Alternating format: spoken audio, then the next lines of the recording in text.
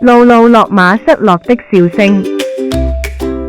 露露落馬擁有全村最好聽的笑聲，又大聲又搞笑，總是讓其他人也笑出來。但有一天，他醒來後發現自己的笑聲不見了。露露試了所有方法想找回笑聲，自己搔癢、扮鬼臉，甚至跟自己講笑話，可是都沒有效。他的朋友班尼小兔決定幫他。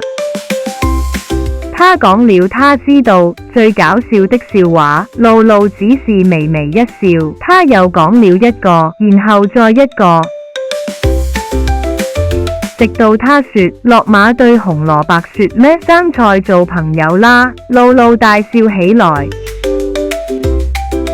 全村都聽到他的笑聲，他的笑聲回來了。他明白有時候一個朋友就能幫你找回失去的東西。